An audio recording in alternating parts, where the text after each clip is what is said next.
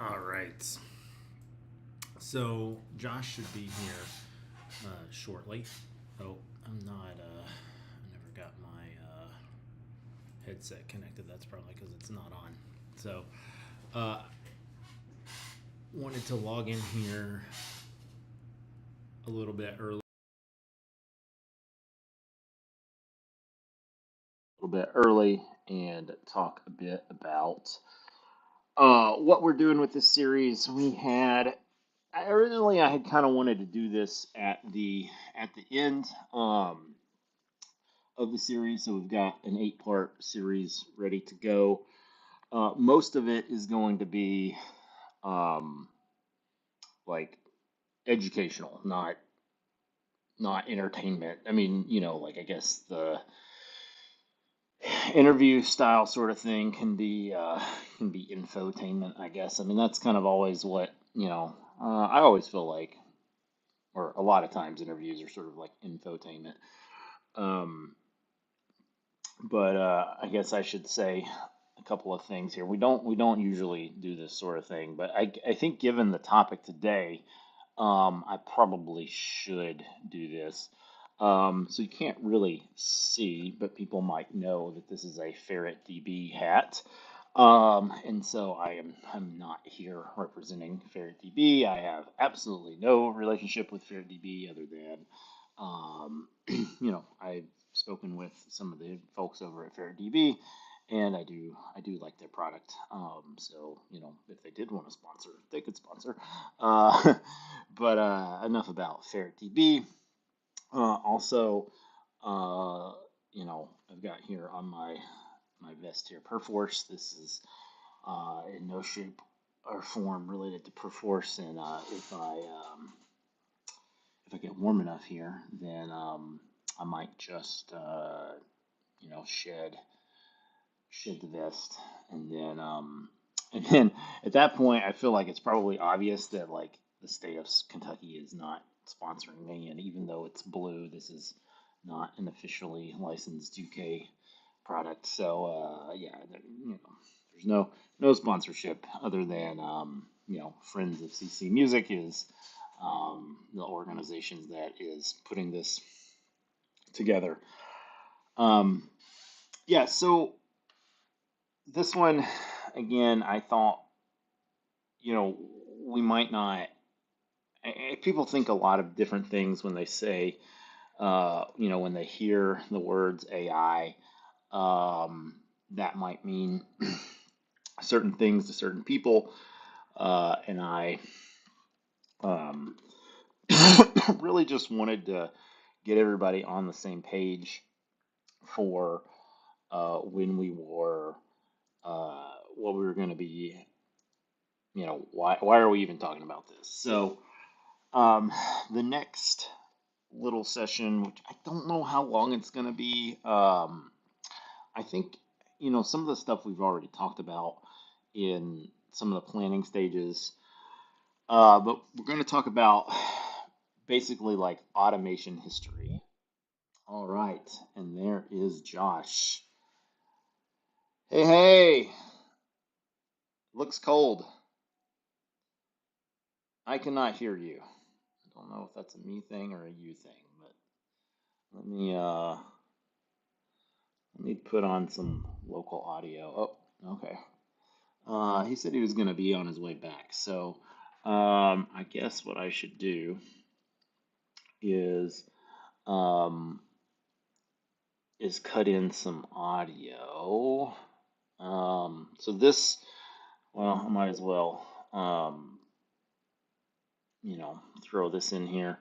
Um, so making things happen, Net Label Day 10th anniversary compilation. Ah, there we are. Got audio this time. Yeah, that's working. Awesome. Sweet. Awesome. Awesome. I'm just running a bit late and I'm still on the street. Oh, that's fine.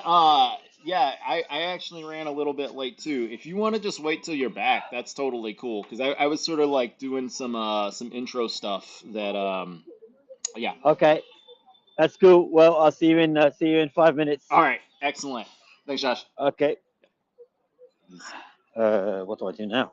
Who knows? yeah, on the non-mobile version, there's a red leave the meeting button. I don't know on the mobile. There we go. All right. Cool. So we have audio. That's yeah. Um, I should have checked that before that I got on, but yeah, I pressed the Bluetooth thing on the Mac, but yeah, I didn't press it on the headset. So and I changed headsets. I was using this one because I was on the bike, on the indoor bike. Um, but anyway, yeah. So good. Josh is gonna be here, and I don't know if he's got a hard cutoff in 59 minutes, um, but yeah. So we're gonna do AI history. That might be a short one. I don't know if I'm gonna do that one by myself or with Evan. Um, and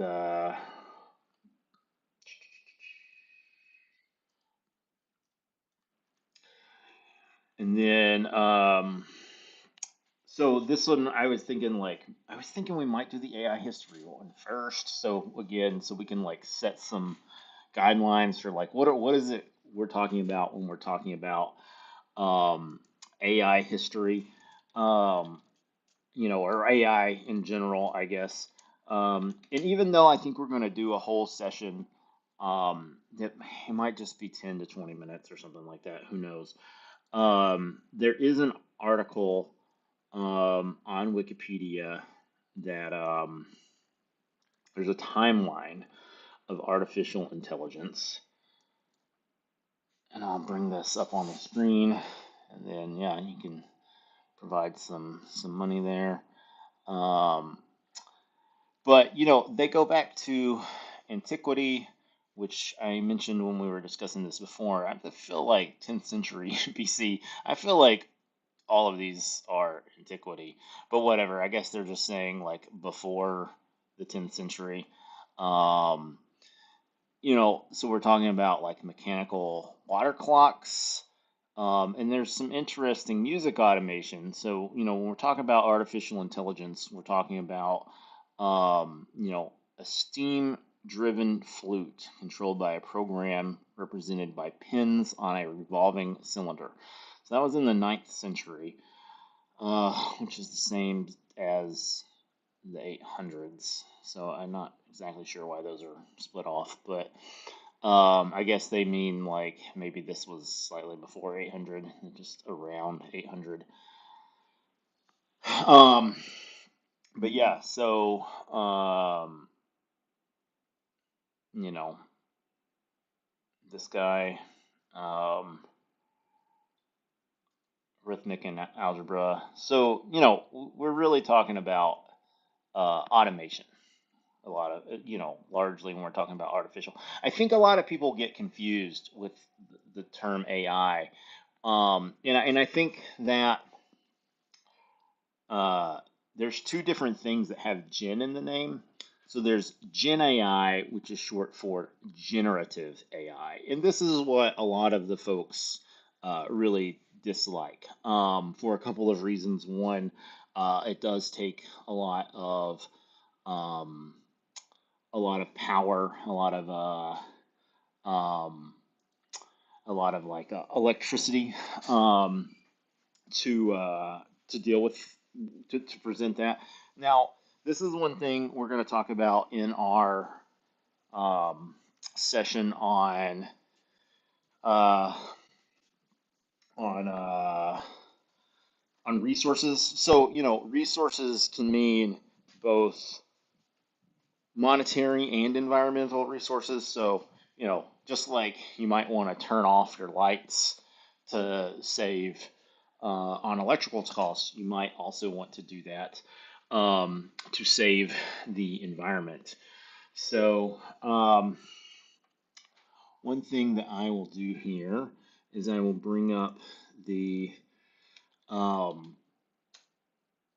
the main reason why I had picked Josh for this particular um, endeavor is he put out with his band this EP, and this was back in mid 2019, so well before um, Chat GPT and all of the all of that craze. Not well before in geologic time, but certainly in internet time. That was well before. So, um, you know, um, yeah, I mean, startup culture wars on an empty battlefield, fighting for an empty ideas with misdirected drones. Yeah, I don't know where that quote comes from exactly, but um,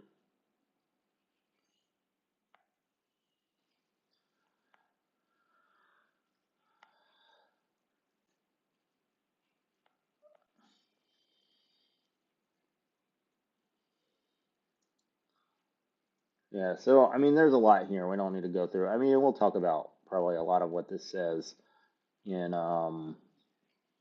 you know, in once Josh gets on. Um, yeah. So this is AI and musicians, something like that is, especially for anybody who's I've talked to about this, they've seen the eight, the 8 points. Then AI history, which again might be a short one. Resource utilization was the one that I was going to do next because I think that's a very important one to folks. It's going to be very important for um, any sort of individual doing stuff to not from a budget point of view, but also the environment resource utilization is very important. Um, Related to that is data cleanup. So you're going to use less resources when you clean your data. But there's all sorts of things, people have been talking about um, bias, which is a technical term in this particular field. But you also have like um, bias in the sort of colloquial sense of like racial or sexist biased. It could be anything. Biased against people with blue eyes. Bias against people that wear sweatshirts. Like the bias in an ML thing could be anything. But obviously there's protected classes that folks are uh, most interested in. But if you clean up that data first, then you'll have less resources. So we'll talk a little bit about that under resource utilizations, but we really want to talk about data cleanup separately because um, if you just like cherry picking your data is maybe not the best thing to do, but there are some ways to deal with like outliers and things that we can talk about under data cleanup. Um, we wanted to have a session on Python tooling, so we're definitely not going to be teaching people Python.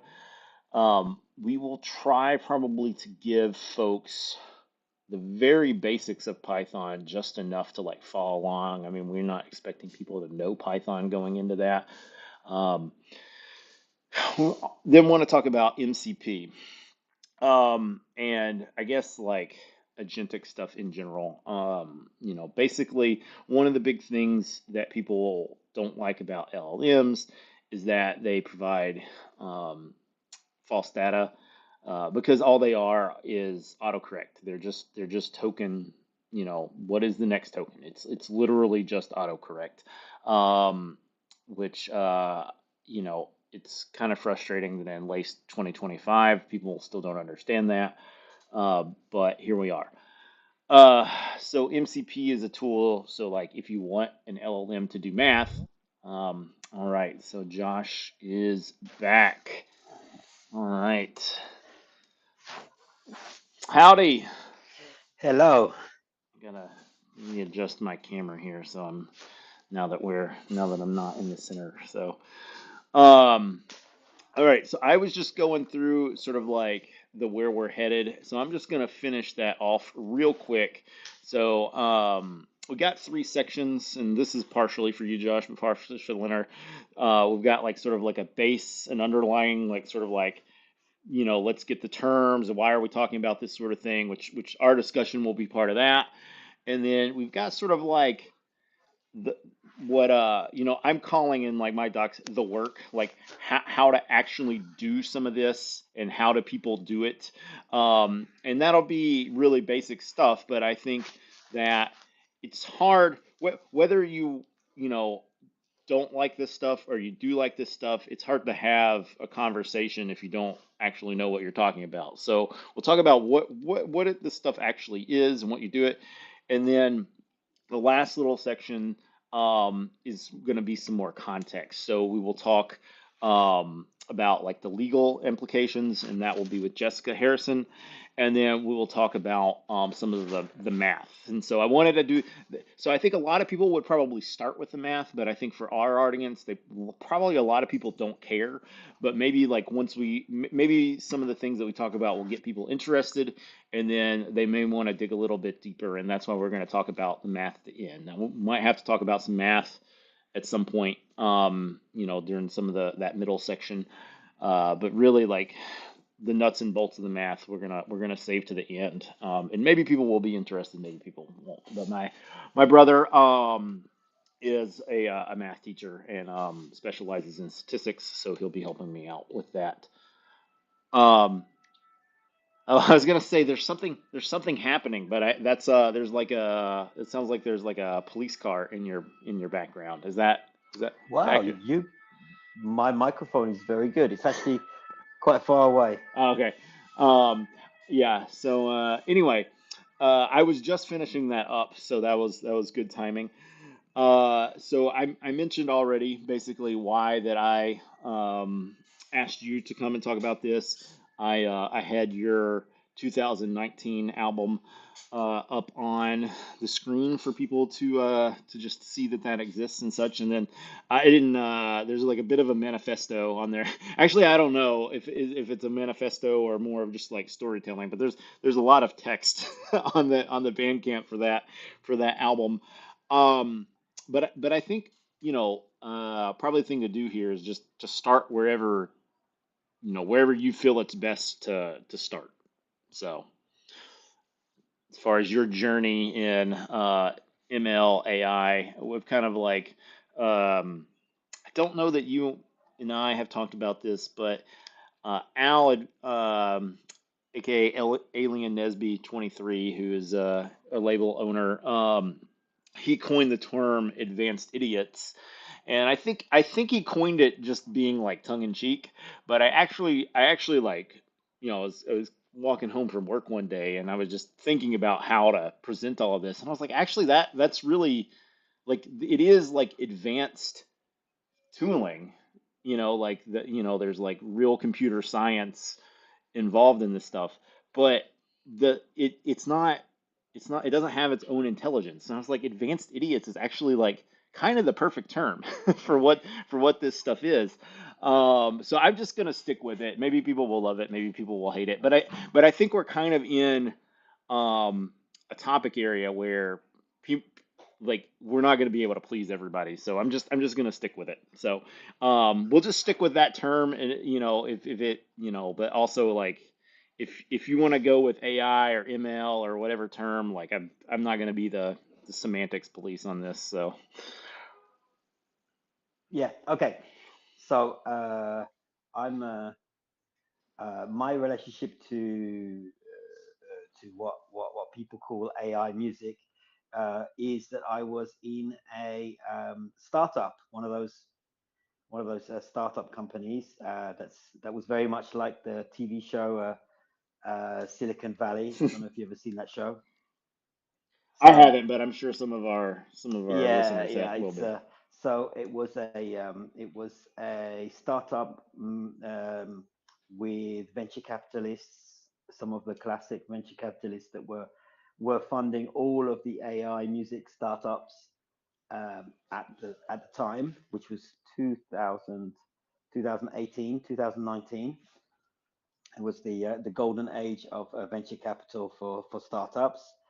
Uh, my job was to create massive amounts of musical content, which I did for for very little money. I made Oh. huge amounts of music uh, because um, we didn't realize. I'm sure if the people in charge had realized that we could just steal music wholesale, right? Uh, they you wouldn't need to. But at the time, each one of our um, musical musical productions was 100% made out of music that we had created. So, so for example, for the punk record that we made, and I made that because the Dada Bots had made like an AI metal album, and claimed it was the very first one. So I was like, oh well, I'll make the very first pop punk artificial intelligence record. Why not? Uh, but it was 100% made out of our content.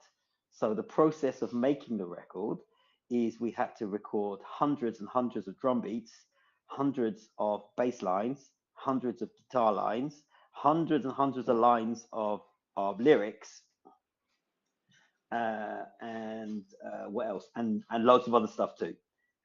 So because the computer needs something to understand. Uh, and then it spat out lots of the computer then crunched up all of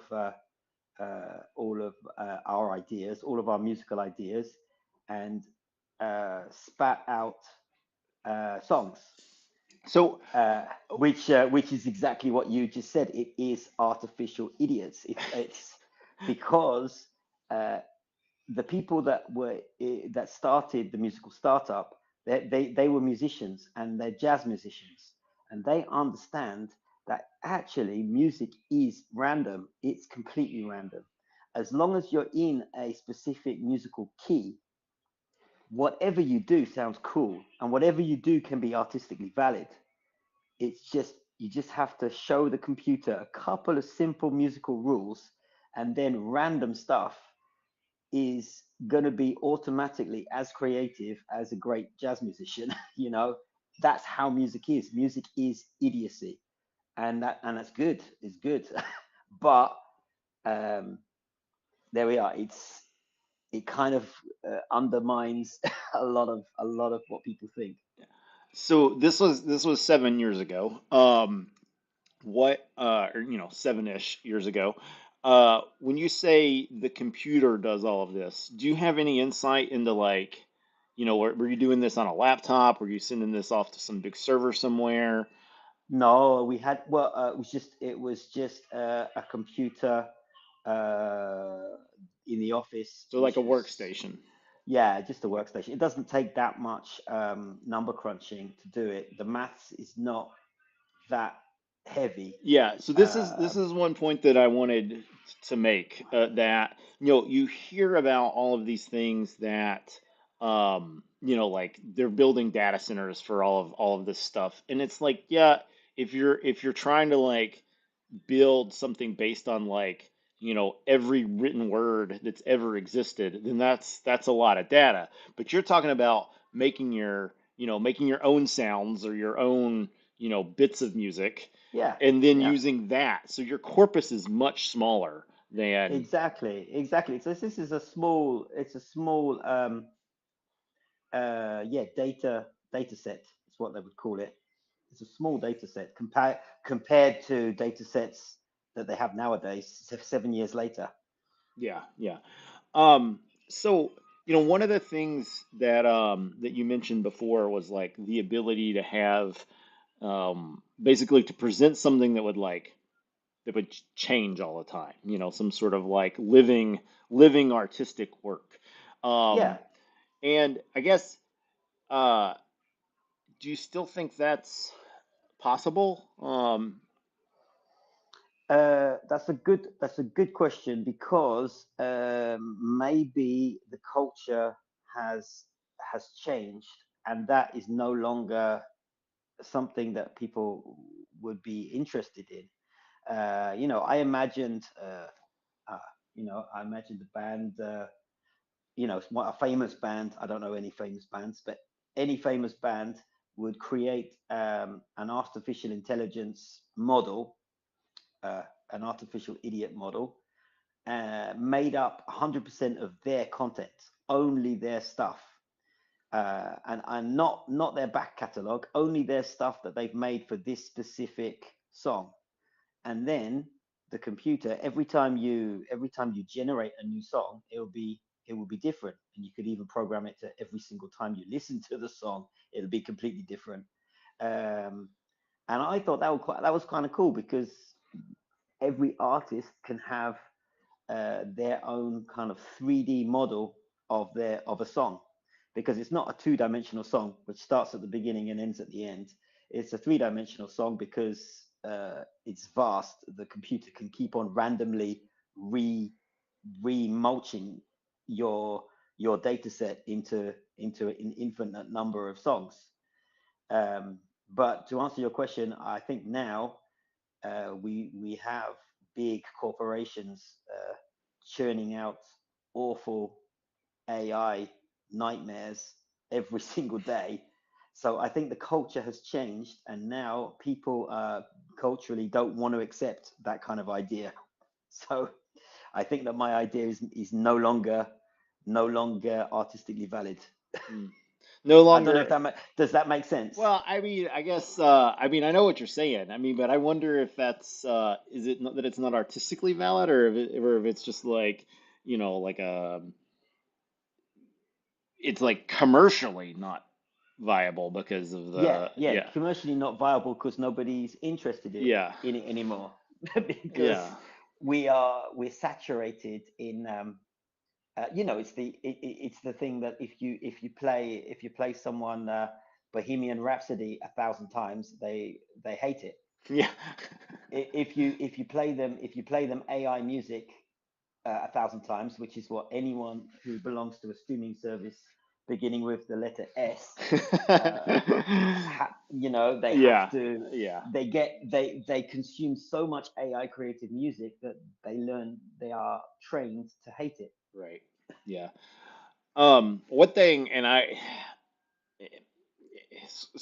kind of changing subjects, sort of not, but I guess skipping back to the whole, the maybe the cool things you could do with it.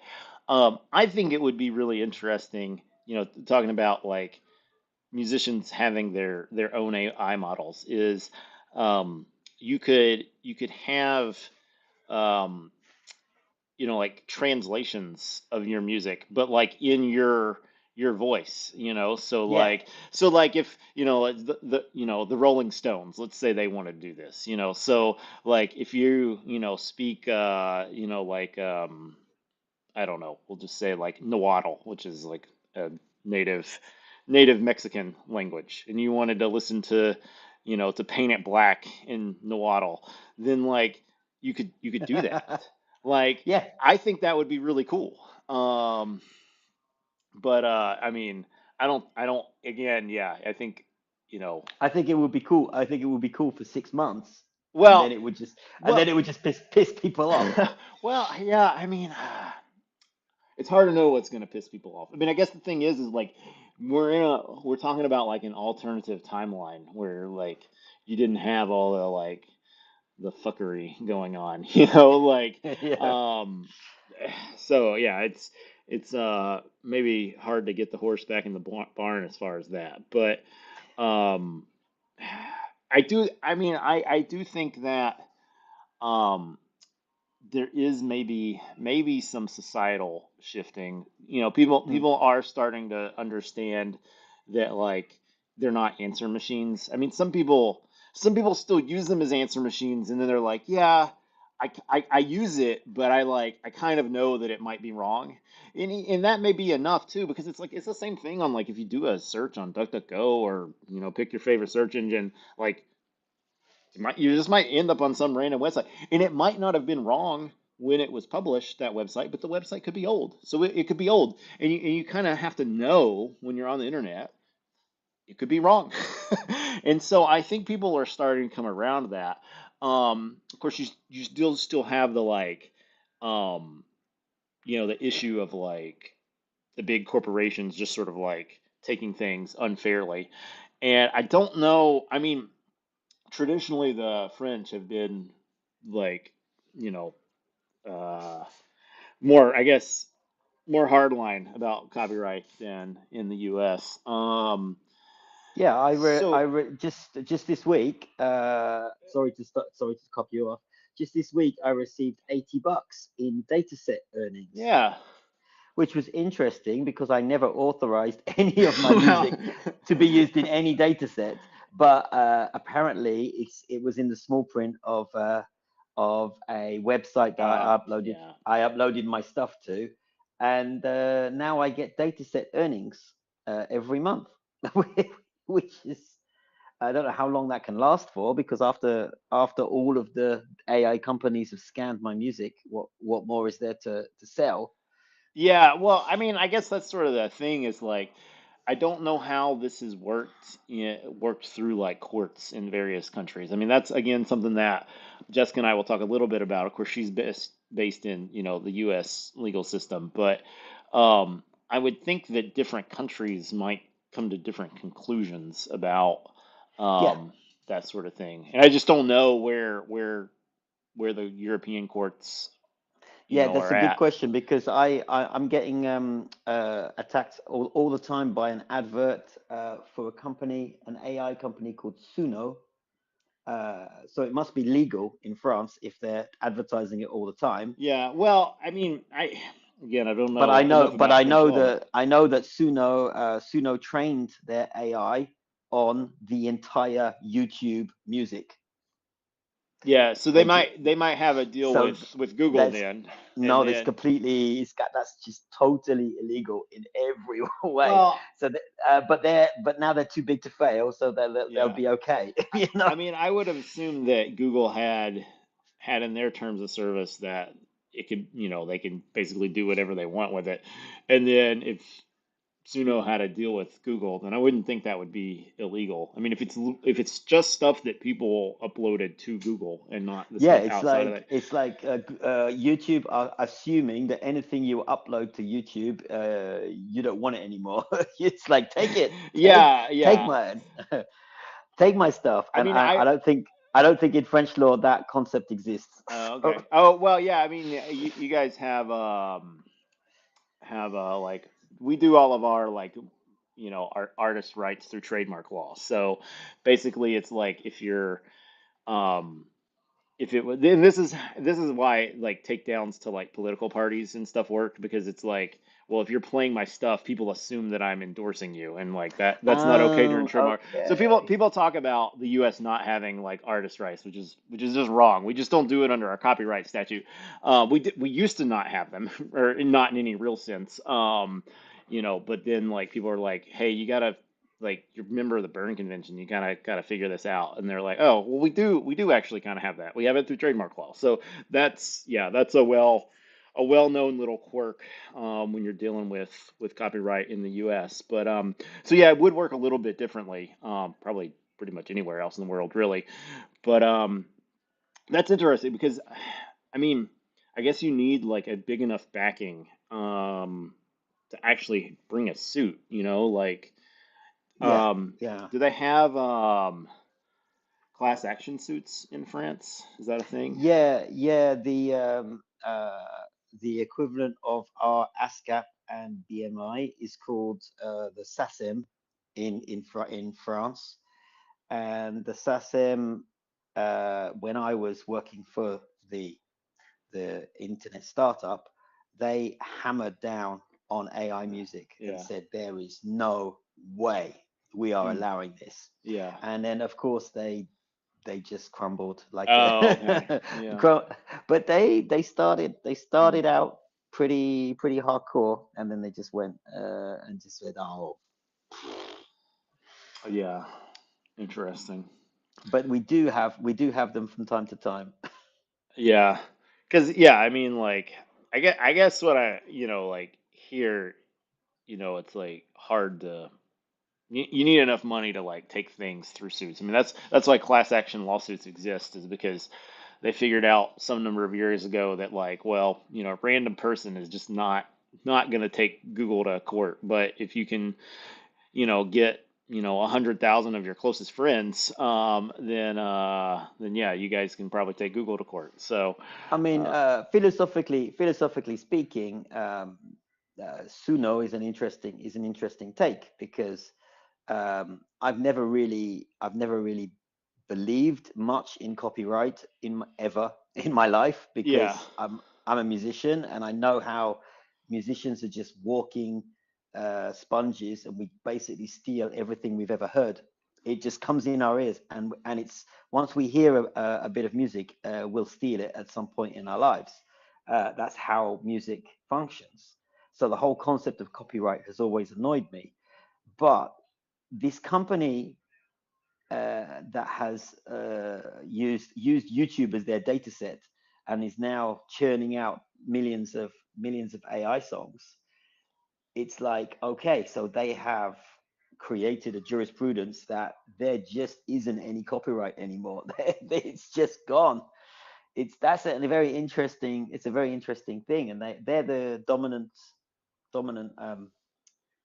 startup right now, if you want to call them a startup still. um, there's probably a lot more we could talk about with that, but I know that one thing we discussed a little bit was the recording studio aspect. Ooh, So we should probably spend some time talking about um, the ML yeah, aspect in the studio. So, yeah. So when people come to my studio, AI music doesn't even exist. It can't exist in any way because they're coming in and they're buying a service, and that service is create art and create something that's gonna um, create emotions not only in the listener, which is the buyer, the the consumer, but also in the person that made it. The people that make music just can't live with themselves if something in that music has been made with artificial intelligence. They just can't even. Uh, it's not even possible, psychologically possible. Except there's an and the except is commercial pop music and rap music. These are the two exceptions. And AI in the studio has become massive for hip hop music. Uh, the average hip hop guy will come into my studio, and you're not even going to believe this. It's crazy. So these guys, they're hip hop bands, and these are proper hip hop bands, and they come into the studio and they say, "Oh, we want to make a song," and I say, "Okay, well, what's the music?" And they said, we heard this song on YouTube." So then they go to they show me the YouTube thing, and I said, "Okay, well, let's make let's make something like that then." And they said, "No, no, no, take it." And they make me rip the audio off YouTube, and then that is their song, and they sing on it, uh, and then it gets commercially released, and your mind is just blown. I mean, I back in the day, I thought it was cool to sample, and I still do think it's cool to sample, like Public Enemy, sampling, because I instinctively hate the idea of copyright. So I love the idea of hip hop guys sampling. But now we've come to another level where if they're not using AI, which a lot of them are, just to make beats, all the rest of them are just going on YouTube and just stealing the songs outright, just ripping them completely, and then just singing on them.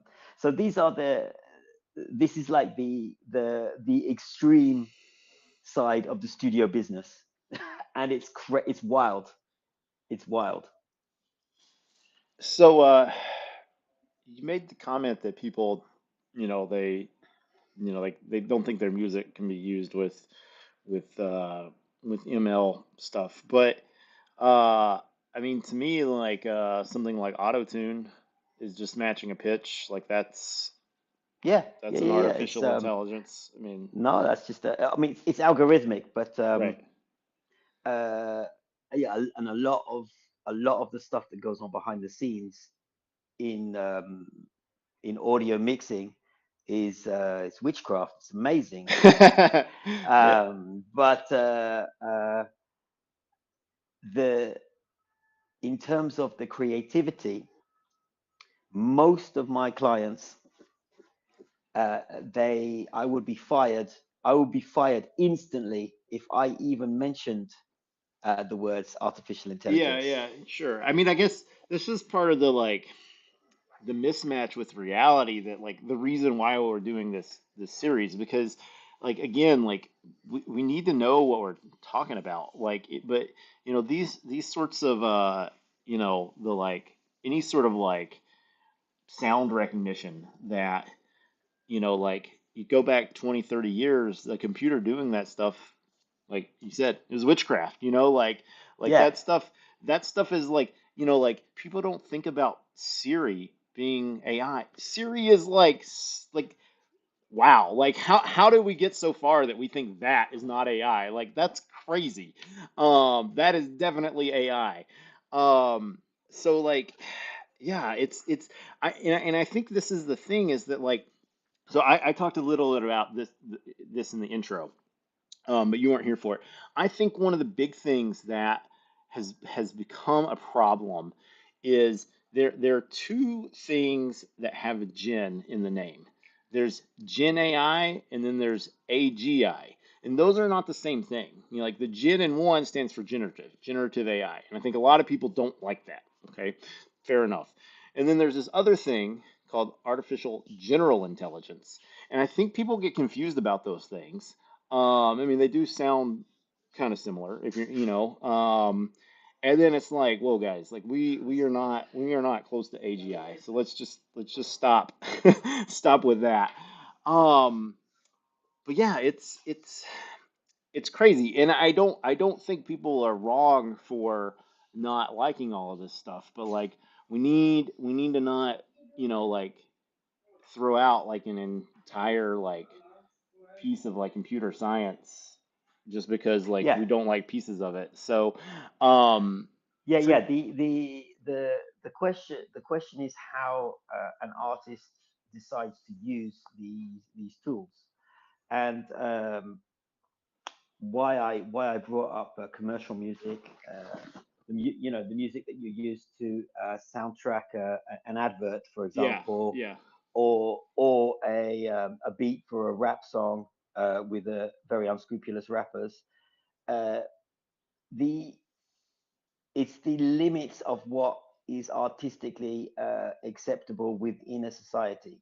So, an example is you would call Martin Scorsese a filmmaker, but you wouldn't necessarily call some dude that made a porn movie a, a film director, even though they're both films. And so this is each culture is going to have its own limits of what where they just make a line in the sand and yeah, go, this is not music, this is just not music, and this right, is music. Just like there was like this is a film, this is definitely right. not a film.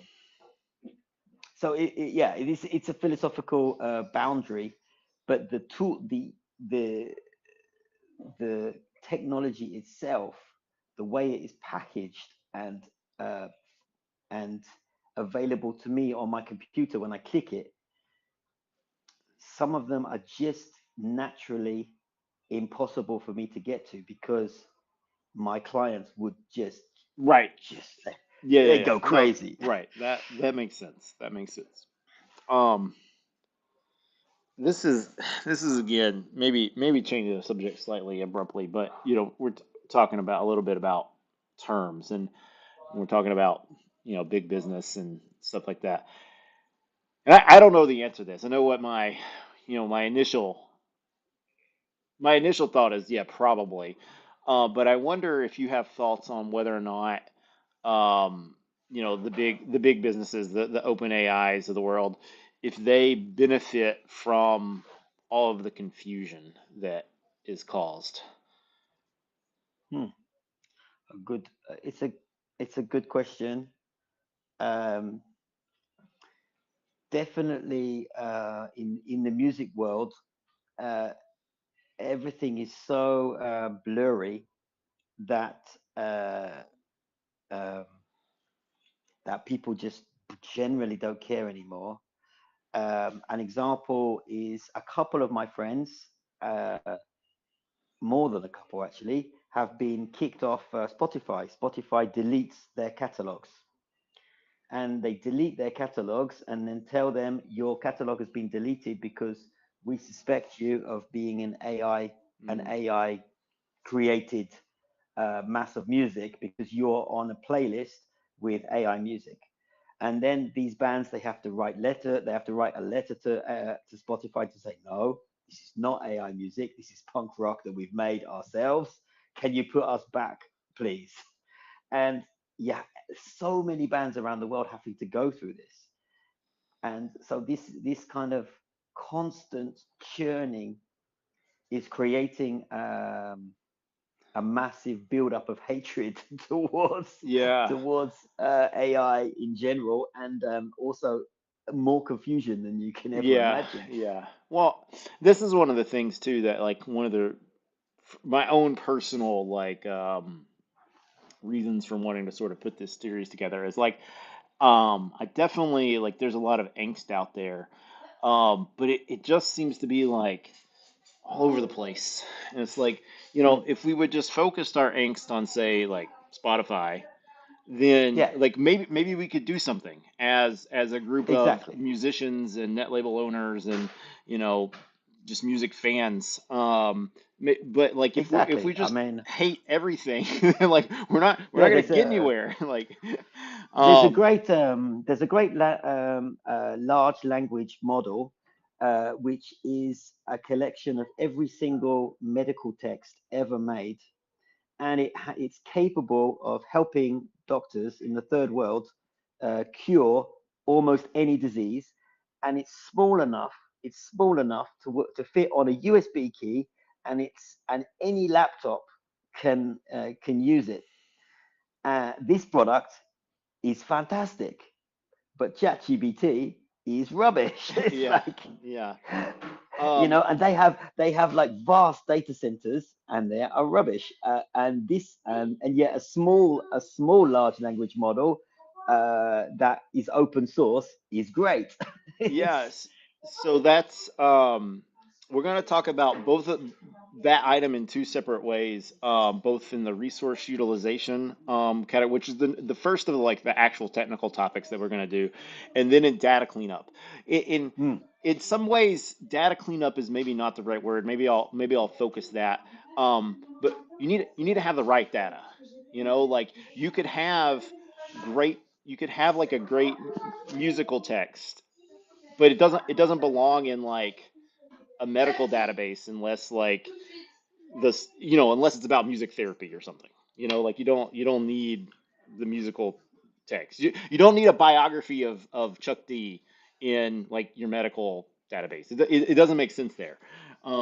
So having the right data you know for the right problem is definitely something we're gonna talk a lot about. Um, but yeah, I think that there's a lot of places where we could potentially do some good.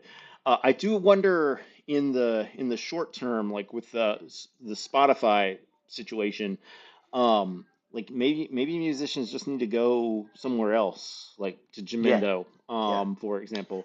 Yeah, Um, yeah. I mean, Spotify needs to. There needs to be, and this is something that the whole world needs, psychologically and philosophically, in order to move forward. One of the big companies needs to fail and needs to be destroyed. One of them, just one of them, yeah, either ChatGPT, Spotify, Oracle, one of the big ones needs to be destroyed. yeah, And we need to destroy them so they understand yeah, that they're just companies, they're not indestructible gods, right. and they need to do their goddamn jobs. I think Spotify would be I mean, Or Oracle's Spotify. if we made Spotify fail and it went bankrupt, that would do a lot of good because then every streaming company would change their ways Yeah, and the whole world would become better. It's like yeah. The pro they've become too complacent. Yeah, the problem with like a Oracle or a Google is like there like there's too many like businesses that are tied to them. Like like you need like CEOs to stop paying Oracle. And that's I mean, yeah. But I think a movement to like to deplatform Spotify, like we could actually do that. Yeah, Like I yeah, think I definitely. I think that like the people watching this that are into music, like just talk to like stop subscribing to Spotify, stop listening to Spotify, tell your musician friends to go put their music somewhere else. And if they need help finding another place to put their music, they can email me, Doug at blocksonic.com, and I can help them, through like getting their music in other locations. You know, uh, yeah, I mean, I think, um, some people, I guess they, even just like feeling like they're doing something would be like, like good for morale. And it's like, well, that's something you can do. Like any Yeah, one of us yeah. can like just you know uninstall Spotify from your phone if you've got it on there. Like there's a lot Yeah, of things you can do. So I I have we've talked to my in my band I mean every band meeting. I guarantee most bands in the underground music scene have had a band meeting where they've gone, we're taking our music off Spotify now. Yeah, okay, guys. So yeah, it's on the list of things that we're doing too. yeah, yeah. So um yeah, so we've covered a lot of ground. I know you said that you had a stop in what's about 13 minutes. So um I figure now is probably a good time, anything that like you felt like we should have covered, we can go ahead and talk about that for a bit and not feel super rushed.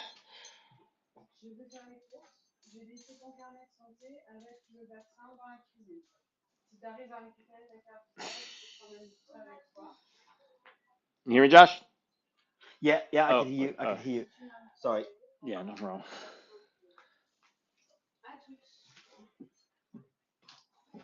Sorry.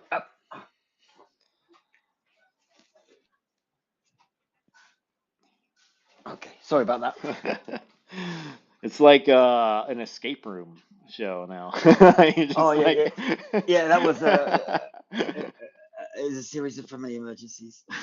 um, So, where were we thinking? We were thinking about one last thing. Sorry, can you repeat what Oh, we're doing I for the just said last 10 so. minutes? I know you said you needed to go about 6 your time, so we're sort of getting No, close. it's cool. It's cool. You're sort of getting close to that. But yeah, I just want to make sure that I mean, I'm sure we could talk about this stuff for hours, but I just want to make sure that we got like any specific topics that you felt like that we needed to address. I just wanted to make sure that we had time to address those before either of Yeah. us lose steam. What other topics? Other topics related to this is there? Um, one of an interesting thing we haven't discussed is lyric creation. Okay. That's something that's interesting. I briefly mentioned the fact that music isn't rocket science. It's actually quite a limited.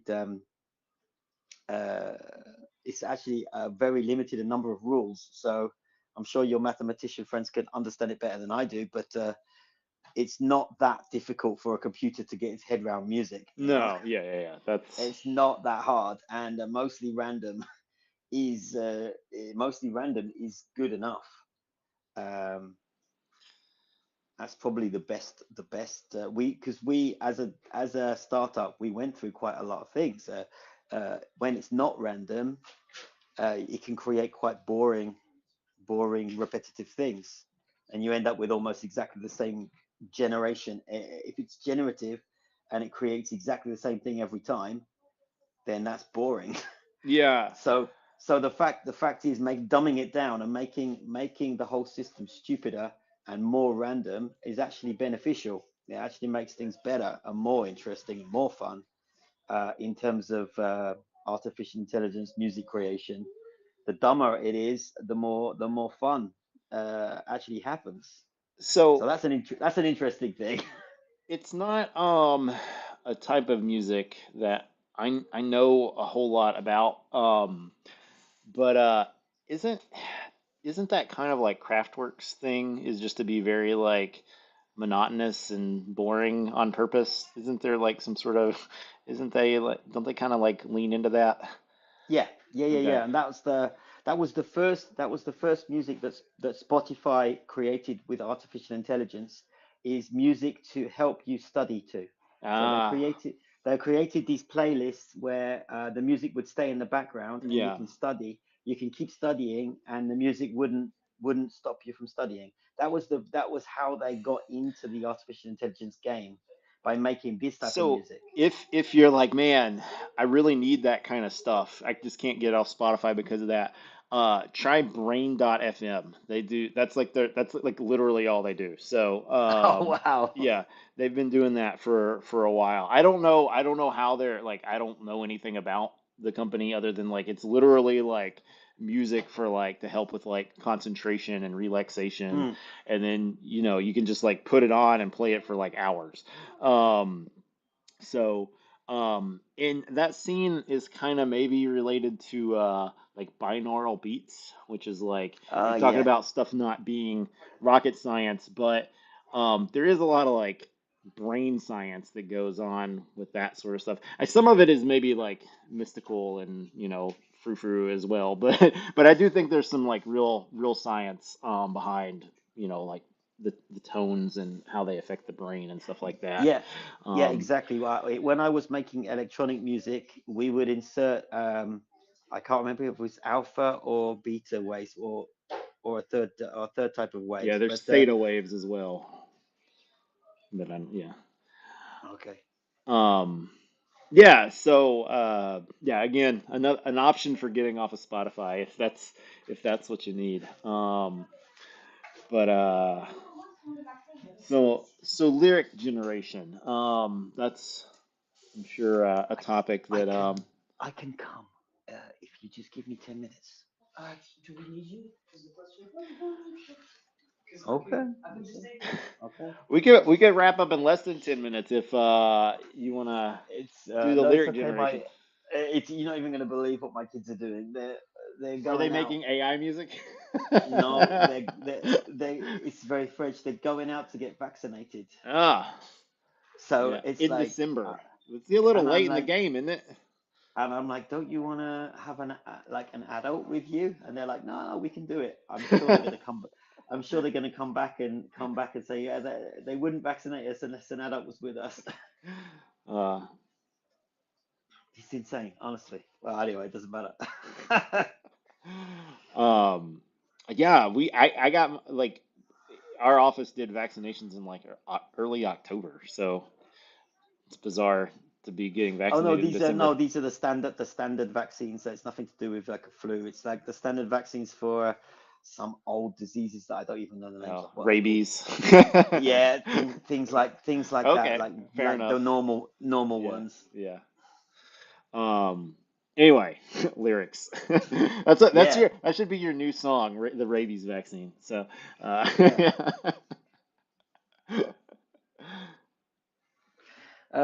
Yeah, lyrics. I have been interested in artificial intelligence lyrics, and the guy that got me into it was Bowie, actually, because David Bowie theorized a long time ago, like I don't know how many years ago, 40 years ago, he was theorizing that they could use computers to write lyrics, and he would create a big data set of lyrics, and then he would get his assistant to cut all the lyrics up into little bits, and then he would like pull them out of a hat and construct new lyrics out of all of the little chunks that he had made. So that was he would because they didn't have well, they might have had computers, but they didn't have the technology to do it properly. Yeah, yeah. Um, so Much more they, difficult 40 years ago. yeah, yeah. My dad actually wrote music in Fortran. Now it wasn't lyrical. I don't think it was lyrical anyway. I don't know how it could have they didn't. I don't think they had the bit rate for that 40 years ago. But we lived in Tuscaloosa. They didn't have like a big enough computer in Tuscaloosa, so he had to ship off his cards to Birmingham. This actually may have been Wow. before I was born because they were in Tuscaloosa, then they went back to Kentucky, and then they moved back to Tuscaloosa after I was born. So yeah, so it might have been the first time around. I'm not real sure. Um, but either way, it would have been in the like the late 70s or early to mid 80s, I guess, when he was doing that. So, um, but yeah, I don't know if he's got anything that was ever like recorded off of that. I should ask him about that.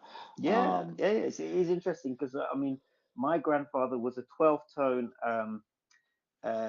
music composer, and 12 tone music is music theorized by oh, I have a blank of the composers, but anyway, it's a very German form of music hmm, composition that was popular with British composers. And I watched him compose his classical music, and he was basically just composing it with a mixture between algorithms and random, which is how a computer would have, if if he had been using a computer at the time, it's how a computer would have composed classical music. Because 12 tone music, you have specific rules to follow for the what the next yeah, note is going to be, and how it's going to go. So it was already very algorithmic, and that was around the same time of David Bowie and Brian Eno. Brian Eno would theorize what the future of music would look like. So he was always Brian Eno was always trying to imagine what music would be in the future, and he imagined that music would be background ambient music, in airports and stuff, yeah, yeah. which is which is basically what Generation Z listen to, background stuff. So yeah, these were amazing thinkers of our time, back in the 60s and the 70s, thinking about what the future is going to look like, artistically speaking. And yeah, so that's all this kind of stuff that we're living now was philosophically thought about a long time ago by artists, not entirely positively as well, because obviously, uh, even though Brian Eno is talking about how what a wonderful place an airport is to listen to music, he's also suggesting that it's a kind of dystopian dystopian reality. Oh yeah, yeah. Well, what is one man's dystopia but another man's utopia? So. Exactly, exactly. Um, well, Josh, if you don't have anything else burning, then Not really. yeah, we can just cut it off there.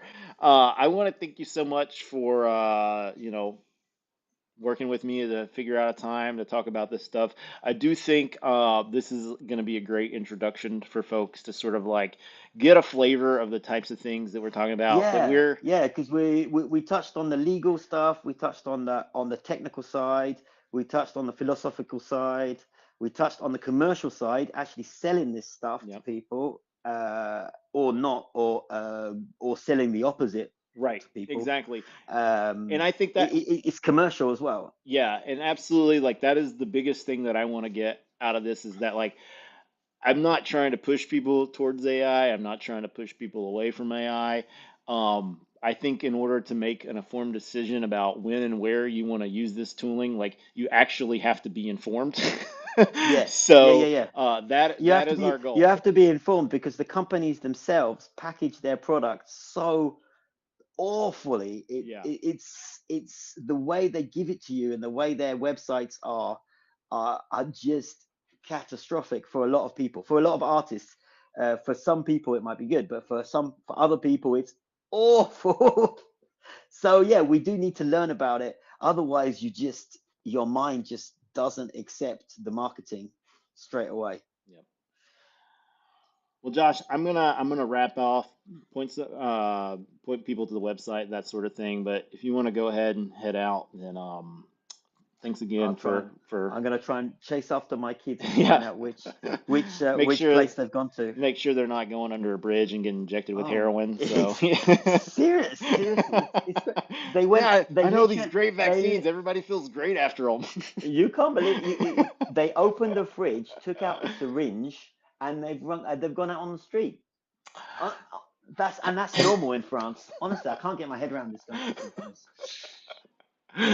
All right. Well, good luck.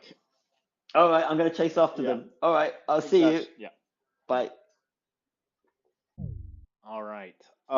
So I wrote a little piece up. I believe it's called "Know Your Enemy," um, which is a Rage Against the Machine song, but also part of um, Sun Tzu's The Art of War.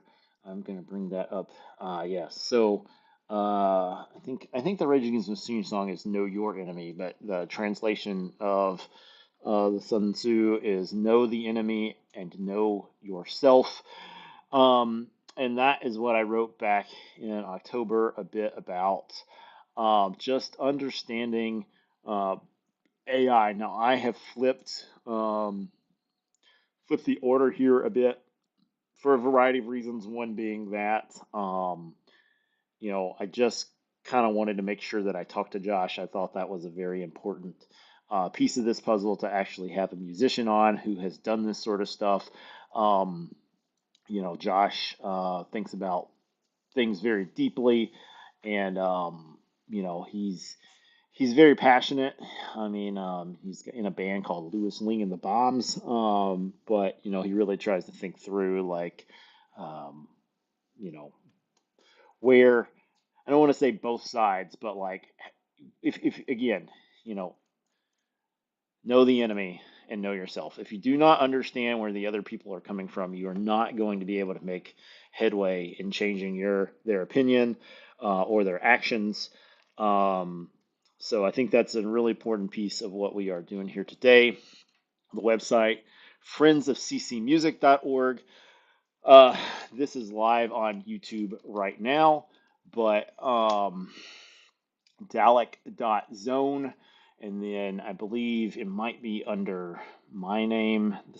The way PeerTube does it, okay, so it's Dalek.zone/C/CC underscore community underscore music slash underscore awards. So if you're watching this on YouTube, but your friends don't want to watch it on YouTube, or you just don't want to share it on YouTube, you can share the Dalek dot zone link once it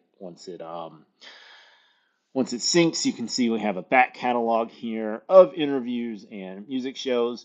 If you can't remember this whole big thing, just remember Dalek, DALEK .zone. And then you can go over here to the side and find Friends of CC Music. It's about the sixth or seventh one down there. Thanks to Dave over at Dalek.zone for hosting us. Do either subscribe to our RSS feed or do the subscribe thing on Downlink.zone, or of course on YouTube you can do the like and subscribe, and you can also All do right. the like thing, the little thumbs up over on PeerTube. So please do that. Even on a place like PeerTube, you can by things like um, sort by likes and hot global views. So if you do view and like and things over on Zone, even though it is not quite the algorithm nonsense of YouTube, it does definitely help us out. So do like us in both places if you have the time to do that. Do comment. That definitely shows folks um, that it's interesting video. Obviously, the more interesting your comment, the more that does, in fact, help out. Um, and in case people are wondering about that black blob over in the corner, that is a dog. That is hanging out in a dog bed over there. A dog bed that was designed for a dog much smaller than him, but he has decided that he likes it. So yeah, that's his thing. I don't know exactly when the history thing is going to be recorded. My brother and I think we're supposed to record it tomorrow, but I don't know if that's going to happen. I might just end up doing that by myself. I don't know that I have a lot to talk about that's not on that Wikipedia thing, so it would be helpful to have some sort of foil. So maybe I will do that. If you have thoughts about, how to address any of the topics, either like in this series or like as a society, please do leave a comment. And if you don't want to leave a comment, you can email me at doug@blocksonic.com. That's DOUG, then the at sign. You guys know how email works, right? The at sign at BLOC, okay, BLOCSONIC.com. And if you want to go to blocksonic.com, you can check out all of, well, not all of, you can check out some of Louis Lingg and the Bomb stuff, all the stuff that has been released on the net label that I co-own. A bunch of other hip hop musicians. We have some interesting commentary about NFTs on the website. Go to the Church of Space. You can learn about a little Church of Space if you go through the back catalog of our videos here. I do thank everyone from the bottom of my heart for watching this far, all the likes and subscribes, everything that people do to help move Friends of CC Music and just CC Music in general. And for those of you that have somehow gotten this far, and do not know what the CC and CC music is. We don't always do a good job with that. I'll just say that now. It's Creative Commons. So we didn't talk a lot about Creative Commons in this particular show. This whole series, we're probably not going to talk a lot about Creative Commons because I don't know how relevant it is. We might talk about it some when the legal stuff. So that show is probably going to be recorded in March. That's the plan right now. So with Jessica Harrison. So do go ahead and subscribe if you want to just, you know, skip all the videos until we get to the legal stuff in March. At least you'll be notified if you go ahead and subscribe now. Once again, thank you so much for viewing, and I'm going to hit